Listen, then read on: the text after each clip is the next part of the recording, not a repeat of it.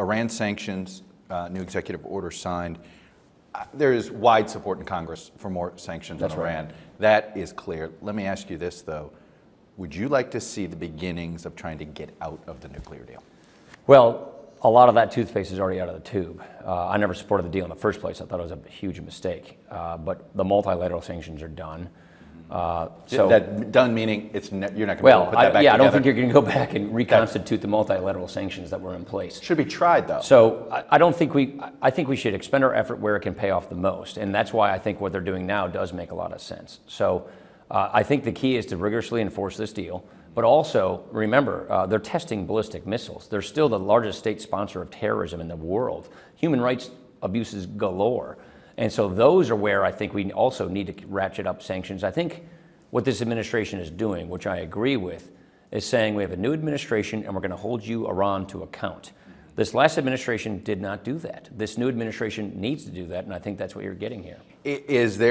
Where's the line here? Are you concerned that Iran might retaliate and suddenly we're a part of the proxy war in Yemen? Look what they were doing when we were appeasing them already. So it couldn't get worse than what we already had.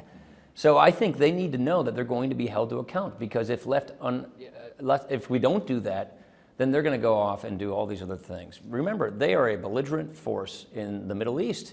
Look at what they're trying to do to destabilize the region with all their proxies. Look at what they're doing to finance terrorism, their human rights abuses, testing ballistic missiles. You see, they write on the side of their ballistic missiles in Hebrew, Farsi, and English, death to Israel and death to America. This is not a peaceful nation. Yet at the same time, they're helping to destabilize Syria in some ways, but they're on the same side as Russia.